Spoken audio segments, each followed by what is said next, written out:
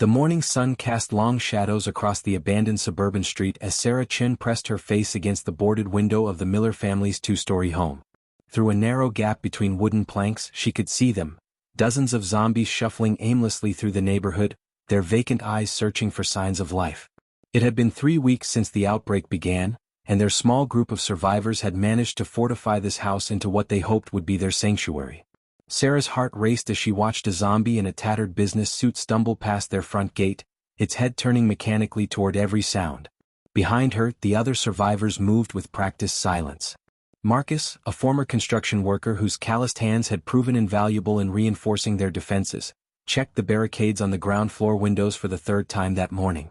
His wife Elena, a nurse before the world fell apart, was organizing their medical supplies in the kitchen, her movements efficient despite the constant threat lurking outside.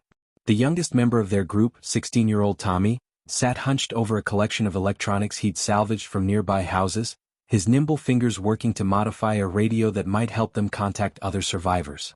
The house itself had become a fortress of human ingenuity. Every ground floor window was reinforced with thick wooden boards, metal sheeting, and anything else they could find. The front and back doors were barricaded with furniture, appliances, and steel bars Marcus had welded into place using a torch he'd found in the garage. They had learned to live in near-complete silence during daylight hours, communicating through gestures and whispered conversations only when absolutely necessary. The zombies outside were attracted to sound, and the group had seen too many other survivors fall victim to a moment of carelessness. Sarah's attention was drawn to a commotion near the end of the street. A group of zombies had gathered around what appeared to be an overturned car, their movements becoming more agitated as they sensed something nearby. She squinted through the gap, trying to make out what had captured their attention, when suddenly a human figure darted from behind the vehicle.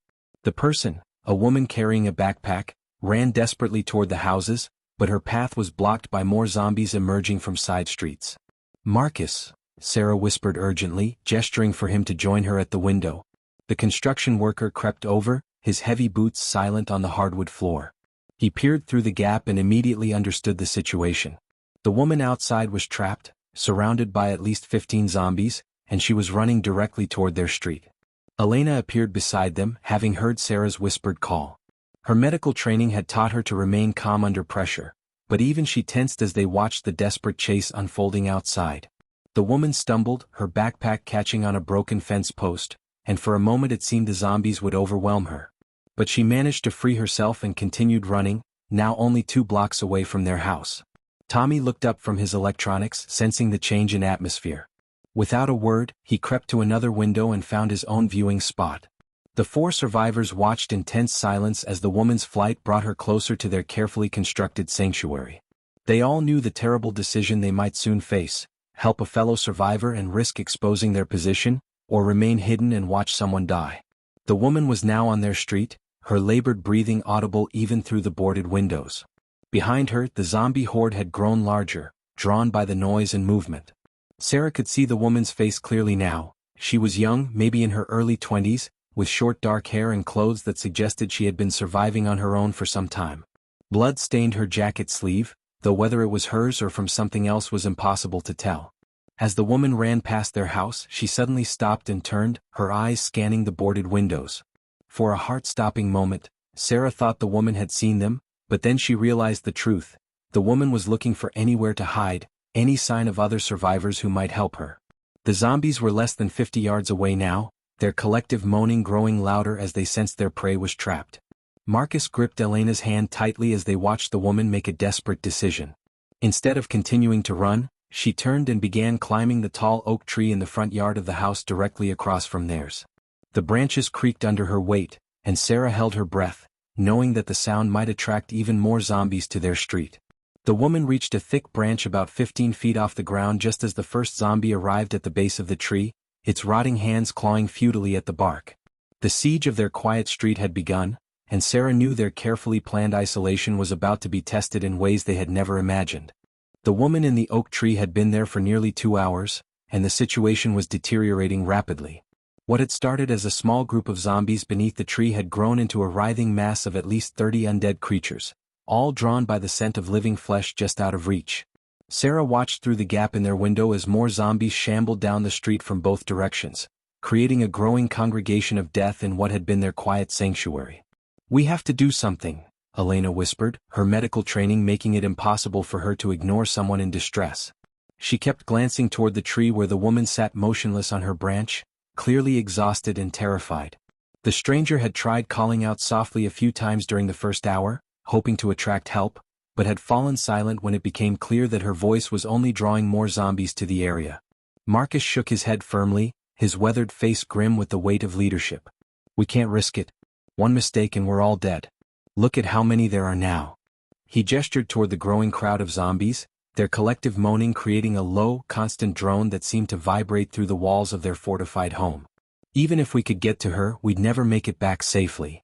Tommy looked up from his electronics, his young face troubled by the moral dilemma unfolding before them. "What if we don't have to go out there?" he asked quietly, his mind already working on a solution. "What if we could get them to leave instead?"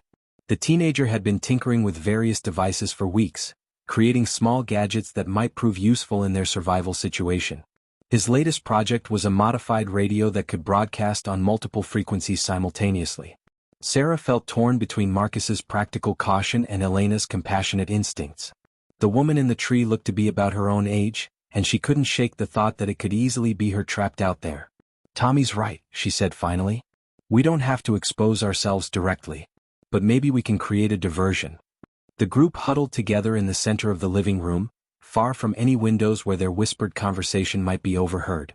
Tommy spread his collection of electronic devices on the coffee table, explaining his idea with growing excitement. "I've been working on this sound system using parts from old stereos and car alarms.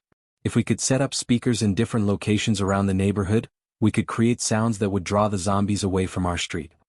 Marcus examined the devices with professional interest, his construction background helping him understand the technical aspects. The biggest challenge would be getting the speakers into position without being detected. And we'd need to make sure the sounds were loud enough to be more attractive than the woman in the tree. Elena's nursing experience had taught her to think systematically about problems, and she began considering the logistics.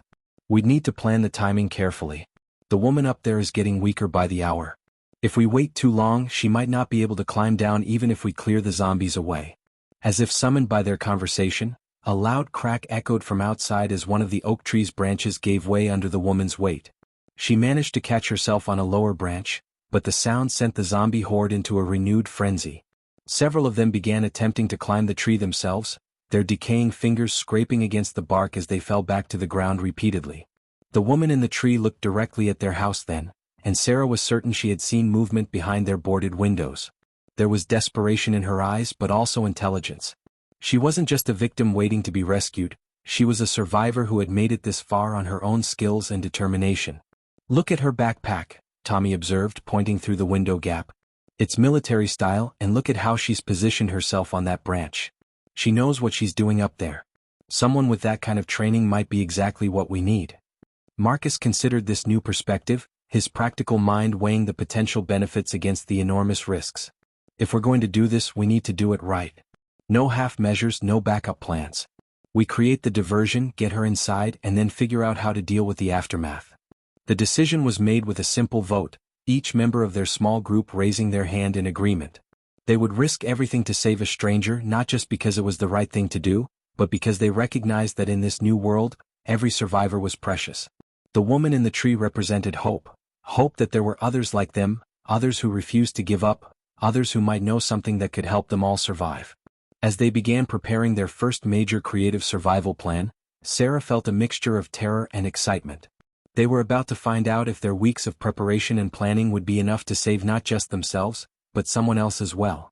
The zombie horde beneath the tree continued to grow, unaware that 4 determined survivors were about to change the rules of the game. The plan was more complex than anything they had attempted before, requiring precise timing and coordination that could mean the difference between rescue and disaster. Tommy had spent the past hour fine-tuning his electronic devices while Marcus worked on creating a deployment system that would allow them to position speakers without leaving their fortified house. Elena prepared medical supplies in case the rescue went wrong, and Sarah kept watch on the woman in the tree, who was now visibly struggling to maintain her grip on the increasingly unstable branch. Their strategy relied on a 3-stage diversion that would gradually draw the zombie horde away from their street.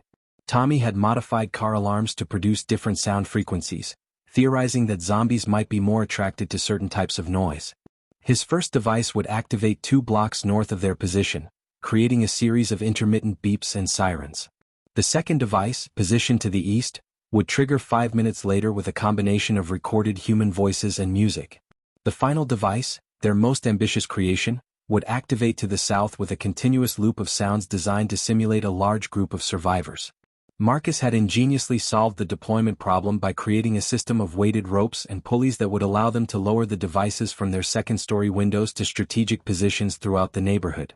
The construction worker had spent years rigging equipment on job sites, and his experience proved invaluable in calculating angles and distances. The key is making sure each device is far enough away that the zombies won't be able to trace the sound back to us, he explained as he tested the rope system one final time. The woman in the tree had noticed their increased activity and was watching their house intently. Sarah caught her eye and held up one finger, then pointed to the north, east, and south, trying to communicate their plan without making noise. The woman nodded slightly, understanding that help was coming, and repositioned herself on the branch to prepare for whatever was about to happen. At exactly 3 o'clock, Tommy activated the first device. The car alarm shrieked to life 2 blocks away, its piercing wail cutting through the afternoon air like a blade. The effect on the zombie horde was immediate and dramatic. Nearly half of the creatures beneath the tree turned toward the sound, their vacant eyes fixing on the direction of the noise. They began shuffling away in groups of 5 or 6, their movements becoming more purposeful as they followed the audio beacon. Elena watched through a side window as the first wave of zombies disappeared around the corner, but her relief was short-lived. The alarm had done more than just attract the zombies from their street. It had awakened every undead creature within a 6-block radius. Through the gaps in their barricades, she could see new shapes emerging from houses, alleys, and abandoned cars, all drawn by the irresistible call of the alarm. "There are too many of them," Marcus muttered, his face pale as he watched the growing migration of zombies heading toward their first device. "We didn't account for how many were hiding in the surrounding area." Tommy's hands flew over his controls as he activated the second device ahead of schedule. The recorded voices and music began playing to the east, creating a competing source of attraction. The zombie horde, now numbering in the hundreds, began to split into 2 groups. Some continued toward the first alarm, while others changed direction toward the new sound source. The woman in the tree took advantage of the confusion to climb down several branches, getting closer to the ground but still remaining out of reach of the dozen zombies that had stayed beneath the oak. Sarah realized their plan was working, but not in the way they had intended. Instead of simply clearing their street, they had created a zombie migration pattern that was transforming the entire neighborhood into a battleground of competing attractions. The undead creatures were flowing through the streets like a grotesque river, following the sounds that promised fresh prey. The third device activated automatically, and the southern speaker began broadcasting its loop of simulated survivor sounds. The remaining zombies beneath the tree finally abandoned their vigil and began moving toward the new audio source, leaving the woman free to drop to the ground. She landed heavily but rolled expertly, her military training evident in her movement. Without hesitation, she sprinted toward their house, her boots pounding against the pavement as she crossed the street. Marcus was already at the back door, removing the barricades with practiced efficiency. Elena stood ready with medical supplies, while Tommy continued monitoring his devices to ensure they kept broadcasting. Sarah watched from the window as the woman reached their backyard, but her relief turned to horror as she saw what was following behind her. The sound devices had worked too well. While they had successfully drawn most of the zombies away from their immediate area, they had also created a massive congregation of undead creatures that was now spreading throughout the neighborhood like a plague. Their quiet suburban street had become the center of a zombie migration, and Sarah realized that their rescue mission had transformed their sanctuary into the most dangerous place in the entire city. The woman was safe, but their real fight for survival was just beginning. The woman they had rescued stood in their kitchen, dripping wet from the decontamination shower Elena had insisted upon, her dark hair plastered against her skull as she toweled herself dry with methodical precision. Even exhausted and grateful, there was something distinctly military about her posture and movements. She had introduced herself simply as Alex, but the way she automatically assessed their fortifications and defensive positions suggested she was far more than just another survivor. "Your sound diversion was clever," Alex said, her voice carrying a slight rasp from hours of silence in the tree. "But you've created a problem that's going to get worse before it gets better. Those devices aren't just attracting zombies, they're conditioning them to associate this area with human activity." She moved to the boarded window and peered through the gap, studying the zombie migration patterns with the analytical eye of someone who had spent considerable time observing the undead. Sarah felt a mixture of pride and concern at Alex's assessment. Their rescue had been successful, but the newcomer's words confirmed her worst fears about the consequences of their actions. "You sound like you know a lot about how they behave," she said, hoping to learn more about their unexpected guest.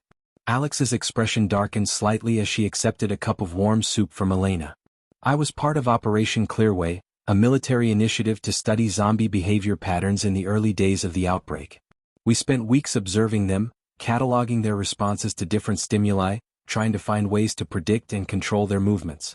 She paused, her spoon hovering over the soup as painful memories surfaced. "It didn't end well for my unit." Marcus leaned forward, his construction worker's practicality cutting through the emotional weight of Alex's revelation. "What did you learn that could help us now? Because according to my count, we've got at least 300 zombies wandering around our neighborhood, and they're not showing any signs of moving on." The military engineer set down her soup and began sketching on a piece of paper Elena had provided. Her drawing showed their house at the center of a crude map, with arrows indicating zombie movement patterns and concentration points. Zombies have a primitive form of memory related to feeding locations. When they encounter concentrated human activity in an area, they tend to linger even after the immediate stimulus is gone. Your sound devices have essentially marked this neighborhood as a feeding ground. Tommy looked up from his electronics, his young face troubled by the implications. "So we made things worse by trying to help?" Alex studied the teenager's collection of modified devices with growing interest. "Actually, your technical skills might be exactly what we need to fix this situation. During Operation Clearway, we discovered that zombies can be trained to avoid certain areas if you create the right kind of negative conditioning. The problem is, it requires a lot more sophisticated equipment than what most civilian survivors have access to." Elena's nursing background made her naturally curious about the scientific aspects of their situation. "What kind of negative conditioning? Are you talking about harming them somehow?" "Not harming them directly," Alex explained, her military training evident in her systematic approach to problem solving. "Zombies may be driven by hunger, but they still retain some basic survival instincts. They'll avoid areas that they associate with danger or discomfort. We used combinations of ultrasonic frequencies, strobe lights, and chemical irritants to create zones that zombies would naturally avoid." Marcus nodded slowly, his practical mind already working on the implementation challenges. "The question is whether we can build something like that with the materials we have available. And whether we can deploy it without getting ourselves killed in the process." Alex's expression brightened for the first time since her arrival. "That's where your underground network comes in. I saw the storm drain entrance in your basement while I was getting cleaned up. Most people don't realize that these suburban neighborhoods were built with extensive drainage systems that connect to utility tunnels. If we can map out the underground passages, we might be able to move around the neighborhood without being detected by the surface zombies." Sarah felt a surge of hope at the possibility of a solution, but Alex's mention of the basement raised questions about how much the newcomer had observed during her brief time in their house. "You seem to notice a lot of details very quickly. Are you sure you're telling us everything about your military background?" The question hung in the air between them, and Alex's careful composure cracked slightly. "Operation Clearway wasn't just about studying zombies," she admitted quietly. "We were also tasked with eliminating civilian survivors who were deemed too great a risk to military objectives. I refused to follow those orders, which is why I'm here instead of at some secure military facility." The revelation sent a chill through the group. They had risked everything to save someone who had been part of a military operation that targeted civilians. Elena's hand moved instinctively to the medical supplies she always kept within reach, while Marcus positioned himself between Alex and the rest of the group. Tommy's electronics suddenly seemed less like helpful gadgets and more like potential weapons. But Sarah found herself looking at Alex with new understanding rather than fear. The woman had chosen to abandon her military unit rather than harm innocent people, and that decision had left her just as vulnerable and alone as the rest of them. "The question isn't what you did before," Sarah said finally. "The question is what you're willing to do now to help us survive." The basement of their fortified house had never seemed so small as it did now, with 5 people gathered around the storm drain entrance that Alex had discovered. The metal grate had been welded shut years ago, but Marcus made quick work of it with his torch, the blue flame casting dancing shadows on the concrete walls.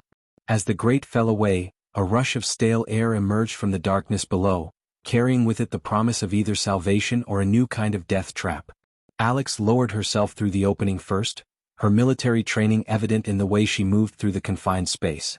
She carried one of Tommy's modified flashlights, its LED beam cutting through the darkness to reveal a concrete tunnel that stretched away in both directions. "The passage runs east-west under the main street," she called up softly. "It's about 4 feet high, so we'll have to crawl, but it looks structurally sound." Elena descended next, her medical bag strapped tightly to her back and her face pale with claustrophobia. The confined space triggered memories of emergency room storage areas during her nursing training, but she forced herself to focus on the practical aspects of their underground exploration. "The air quality seems decent," she reported, though her voice carried a slight tremor. "No obvious signs of contamination or dangerous gases." Tommy followed with his electronic equipment, his young frame allowing him to move more easily through the cramped tunnel than the adults. He immediately began testing the acoustics of the space, whispering softly and listening to how the sound carried through the concrete passages. "This is perfect for communication," he said excitedly. "Sound travels really well down here, but it's completely muffled from the surface." Sarah came through the opening last, with Marcus remaining upstairs to maintain watch on the zombie situation above. The tunnel felt like a tomb, its walls pressing in from all sides and the ceiling so low that even crawling was uncomfortable. But as her eyes adjusted to the darkness, she began to see the potential that Alex had recognized. This wasn't just a hiding place, it was a transportation network that could give them access to the entire neighborhood. Alex had already begun mapping their route, using chalk to mark their path and direction on the tunnel walls. "According to the city planning documents I memorized during Operation Clearway, this drainage system connects to at least 6 other houses on our street, plus the main shopping complex about half a mile south. If we can clear the debris and establish safe access points, we could move around the entire area without ever surfacing." The group began their underground exploration methodically, with Alex leading the way and the others following in single file. The tunnel branched frequently, creating a maze of passages that required careful navigation to avoid getting lost. Some sections were partially collapsed, forcing them to dig through debris or find alternate routes. Other areas were flooded with stagnant water that required them to crawl through several inches of murky liquid that none of them wanted to think about too carefully. Elena's medical training made her acutely aware of the health risks they were taking. "We need to be careful about infections and respiratory problems," she warned as they paused at a junction where 3 tunnels converged. "These spaces weren't designed for human habitation, and prolonged exposure could make us sick even if we avoid the zombies." Tommy's enthusiasm for their underground network was infectious, despite Elena's concerns. He had already begun planning ways to improve their tunnel system, suggesting they could install battery-powered lights, communication devices, and even basic ventilation systems. "We could create supply caches at key points," he proposed. "Food, water, medical supplies, weapons, everything we need to survive if we have to abandon the house." Their exploration took them beneath the Morrison house next door, where Alex discovered an access point that had been partially damaged during the initial zombie outbreak. Through a crack in the foundation, they could hear the sound of shuffling feet and low moaning from the house above. "The Morrison family didn't make it," Alex observed grimly. "But their basement might contain supplies we need." Sarah felt a chill that had nothing to do with the underground temperature. They were planning to loot the homes of their dead neighbors, people they had known and talked with just weeks before the outbreak. The moral implications of their survival strategy were becoming increasingly complex as they adapted to their new reality. As they worked their way back toward their own house, the group discovered that their underground network was more extensive than they had initially realized. The tunnel system connected not just to residential areas, but also to the storm drains that ran beneath the commercial district. Alex's military training had taught her to think strategically about resources and logistics, and she was already planning expeditions to retrieve supplies from grocery stores, pharmacies, and hardware stores. But their underground exploration had also revealed a disturbing truth about their situation. The zombie horde above wasn't just wandering aimlessly, it was growing larger and more organized. Through ventilation grates and drainage openings, they could see that the creatures were beginning to establish patterns of movement and behavior that suggested a primitive form of collective intelligence. Their safe house above ground was becoming increasingly compromised, and the underground network might soon be their only means of survival. Their food supplies had dwindled to 3 cans of vegetables, half a loaf of stale bread, and a handful of energy bars that Tommy had been hoarding since the beginning of the outbreak.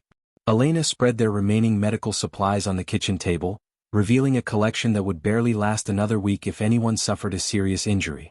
The water situation was even more critical. Their stored containers were nearly empty, and the municipal water system had failed 2 days ago. Marcus stood over their inventory with the grim expression of someone calculating impossible odds. "We can't wait any longer," Alex said, studying the hand-drawn map she had created of their underground tunnel network. "The grocery store 3 blocks south has been abandoned since the first week of the outbreak. If we can reach it through the storm drains, we might be able to gather enough supplies to last another month." She traced the route with her finger, highlighting potential access points and danger zones. Sarah peered through the gap in their boarded window at the zombie horde that continued to patrol their street. The creatures had developed disturbing patterns of behavior, moving in coordinated groups and responding to stimuli with what almost resembled tactical awareness. "There have to be at least 400 of them out there now," she observed. "And they're not showing any signs of losing interest in our area. The supply run would require careful planning and flawless execution." Alex's military experience made her the natural leader of the expedition, but she insisted that the mission should include at least 3 people to handle the logistics of gathering supplies and watching for dangers. Elena volunteered immediately, knowing that medical supplies at the pharmacy section would be essential for their long-term survival. Tommy wanted to join them to help with technical equipment, but Marcus insisted the teenagers should stay behind to monitor their electronics and maintain communication. Their descent into the tunnel system felt different this time, weighted with the knowledge that failure would mean death for everyone. Alex led the way with practiced efficiency, her movements silent and controlled as she navigated the cramped passages. Elena followed close behind, her medical bag supplemented with empty backpacks for carrying supplies. Sarah brought up the rear, carrying a modified crowbar that Marcus had crafted for breaking through obstacles. The journey to the grocery store took nearly an hour through the underground maze, with several detours around collapsed sections and flooded areas. When they finally reached the access point beneath the store, Alex spent several minutes listening carefully for any signs of zombie activity above. The silence was both encouraging and ominous. It could mean the store was clear, or it could mean the zombies were waiting silently for their arrival. The basement access led them into the store's storage area, where they found their first unpleasant surprise. The store hadn't been as abandoned as they had hoped. Someone else had been there recently, and they had left behind clear signs of a struggle. Overturned shelves, scattered merchandise, and dark stains on the floor told a story of desperation and violence that made Elena's stomach turn. "Stay alert," Alex whispered as they moved through the storage area toward the main store. "We're not alone here." The grocery store's main floor was a maze of toppled shelves and scattered products, but it still contained enough supplies to make their dangerous journey worthwhile. They worked quickly and efficiently, filling their backpacks with canned goods, bottled water, and medical supplies from the pharmacy section. Elena was particularly focused on gathering antibiotics and pain medications, knowing that infections could be as deadly as zombie bites in their current situation. Their scavenging was interrupted by voices from the front of the store. 3 people emerged from behind the customer service counter, and their hostile body language immediately made it clear that they viewed Alex's group as competitors rather than fellow survivors. The newcomers were armed with makeshift weapons and had the lean, desperate look of people who had been living on the edge of starvation for weeks. "This is our territory," announced the apparent leader, a middle-aged man with a baseball bat who positioned himself between Alex's group and the exit. "You take what you can carry, but you leave the rest for us. And you don't come back." Sarah felt her heart racing as she recognized the moral complexity of their situation. These people were just as desperate as her group, and they had apparently been using the store as their primary source of supplies. But her own people were facing starvation, and turning back empty-handed would be a death sentence. Alex's military training had prepared her for conflict situations, but she was also acutely aware that violence would attract zombie attention and potentially doom all of them. "We don't want trouble," she said carefully. "There's enough here for everyone if we work together." The tension in the store was palpable as both groups sized each other up, each calculating the risks and benefits of cooperation versus confrontation. Elena clutched her medical bag tighter, knowing that her healing skills might be needed regardless of how the situation resolved itself. Sarah gripped her crowbar and tried to remember everything Alex had taught them about combat tactics, while wondering if they were about to discover that other survivors could be just as dangerous as the zombies waiting outside. The negotiation with the hostile survivors at the grocery store had ended in an uneasy truce, with both groups agreeing to share the remaining supplies and establish a communication system for future cooperation. But as Alex's team made their way back through the underground tunnels with their precious cargo of food and medical supplies, Tommy's panicked voice crackled through their radio communicators with news that changed everything. They found a way in. Tommy's whispered transmission carried barely controlled terror. The zombies broke through the basement wall near the water heater. Marcus is trying to reinforce it, but there are too many of them. You need to get back here now. Sarah felt her blood turn to ice as she processed the implications of Tommy's message.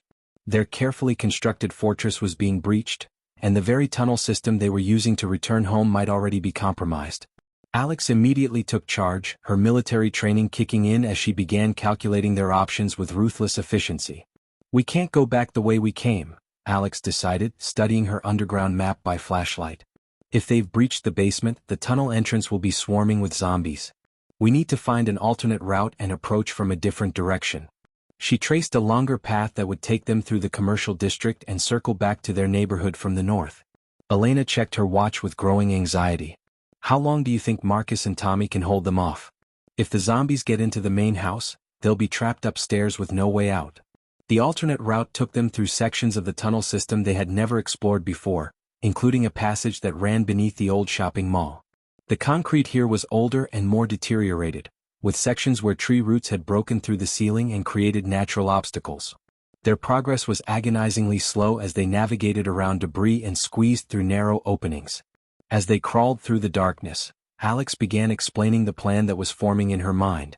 We're going to turn our house into a trap, she said, her voice carrying the calm certainty of someone who had been trained to think strategically under pressure. If we can't keep the zombies out, we'll let them in and then eliminate them in a controlled environment. Sarah was horrified by the suggestion. That's suicide. There could be hundreds of them by now. Not if we do it right, Alex continued. We use the underground network as our escape route, but first we create a situation that draws as many zombies as possible into the house. Then we trigger a collapse that eliminates the threat and gives us time to establish a new base of operations. The plan was audacious and terrifying, requiring them to deliberately compromise their own defenses in order to create a killing field for the zombie horde. Tommy's technical skills would be crucial for rigging the explosive devices needed to bring down strategic sections of the house. Marcus's construction knowledge would be essential for identifying the structural weak points that would cause maximum damage while keeping the underground escape route intact. When they finally reached the access point nearest to their house, the sounds of the battle above were clearly audible through the storm drain covers. They could hear Marcus shouting instructions to Tommy, the crash of furniture being used as barricades, and the terrible moaning of dozens of zombies that had found their way into the lower level of their former sanctuary. Alex led them through a maintenance tunnel that emerged in the storm drain beneath their next-door neighbor's yard. From there, they could see their house through a basement window, and the sight that greeted them was worse than they had imagined. Zombies were streaming through multiple breach points in their defenses, while Marcus and Tommy had barricaded themselves in the second-floor bedroom with whatever supplies they could grab. We have about 10 minutes before they break through the upstairs barricades, Alex calculated, watching the zombie assault with professional assessment. That's enough time to rig the charges and get everyone into the tunnel system, but we'll only get one chance at this. Elena clutched her medical supplies tightly, knowing that their survival would depend on perfect execution of a plan that seemed designed to get them all killed. What if the explosion doesn't work? What if we can't get Marcus and Tommy out in time? Sarah looked at their former sanctuary, now overrun with the undead creatures they had fought so hard to keep out. The house that had represented safety and hope for so many weeks was about to become a tomb for their enemies, but only if they were willing to risk everything on Alex's desperate strategy. We don't have any other choice, Sarah said finally, surprising herself with the steadiness of her own voice. If we don't act now, Marcus and Tommy are dead anyway. At least this way we're fighting back. The final battle for their survival was about to begin, and success would require them to destroy everything they had built in order to save what mattered most, each other. The explosion that brought down their house shook the entire neighborhood, sending a pillar of smoke and debris into the afternoon sky while eliminating nearly 200 zombies in a single devastating blast. Alex's plan had worked better than anyone had dared to hope, but as the 5 survivors emerged from the underground tunnel system 3 blocks away, they were faced with the sobering reality of starting over with nothing but the supplies they could carry and the knowledge they had gained from their ordeal. Marcus stood in the doorway of the abandoned fire station they had chosen as their temporary shelter, watching the smoke rise from what had been their home for so many weeks. His construction workers could see that the collapse had been complete and precise, eliminating the zombie threat while leaving the surrounding houses intact. It's strange, he said quietly. I spent all that time building our defenses, and in the end we had to destroy everything to survive. Elena was treating minor injuries that the group had sustained during their escape, her medical supplies laid out on a clean table she had found in the fire station's emergency room. The building had been abandoned when the firefighters were called to deal with the initial zombie outbreak, but it was structurally sound and offered excellent defensive possibilities. Sometimes destruction is just another form of creation, she observed, carefully bandaging a cut on Tommy's arm. We learn things about ourselves and each other that we never would have discovered otherwise. Tommy was already exploring the fire station's communication equipment, his technical curiosity undimmed by their recent trauma. The building's emergency radio system was more sophisticated than anything he had worked with before, and he was excited by the possibility of establishing contact with other survivor groups. "Look at this," he called to the others, his voice echoing in the large garage bay. "This radio can reach other emergency stations across the entire state. We might not be as alone as we thought." Alex studied the maps and emergency plans that covered the walls of the fire station's command center, her military training helping her assess their new strategic situation. The building was designed to serve as a coordination point during disasters, with reinforced walls, backup power systems, and communication networks that could prove invaluable for long-term survival. "This place is actually better suited for our needs than the house ever was," she admitted. "We were thinking too small before." Sarah found herself drawn to the large windows that faced south toward the city center, where columns of smoke suggested that other groups of survivors were still fighting their own battles against the zombie apocalypse. The woman in the tree seemed like a lifetime ago, though it had been only days since their desperate rescue mission had set in motion the chain of events that led them here. "Do you think we made the right choices?" she asked Alex, who had joined her at the window. The former military engineer considered the question carefully before answering. "We saved each other," she said finally. "Everything else was just logistics and tactics. The moment you decided to help a stranger in a tree, you proved that being human means more than just surviving." Their conversation was interrupted by Tommy's excited shout from the communication room. He had managed to establish contact with another group of survivors who had taken shelter in a school gymnasium about 15 miles to the east. The distant voices crackling through the radio spoke of similar struggles and creative solutions, confirming that their own experiences were part of a larger pattern of human adaptation and resistance. As the sun began to set on their first day in the fire station, the group gathered in the main meeting room to plan their next steps. The building's emergency supplies included enough food and water to sustain them for several weeks, giving them time to establish more permanent solutions. Marcus had already begun surveying the building's defenses and planning improvements. Elena was organizing medical supplies and creating an inventory of their resources. Tommy was working on expanding their communication network to reach more survivor groups. Alex spread out maps of the surrounding area, marking locations where they might find other survivors or valuable supplies. But her planning now included considerations that went beyond mere survival. She was thinking about rebuilding, about creating something better than what had existed before the outbreak. Sarah realized that somewhere during their ordeal, they had stopped being just a group of people hiding from zombies and had become something more significant.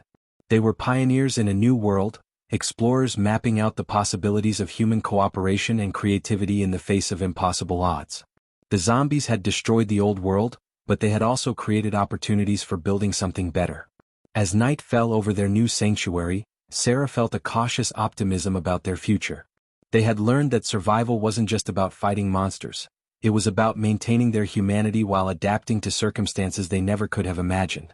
The zombie apocalypse had tested them in ways they never expected, but they had emerged stronger, wiser, and more united than ever before. Their real journey was just beginning.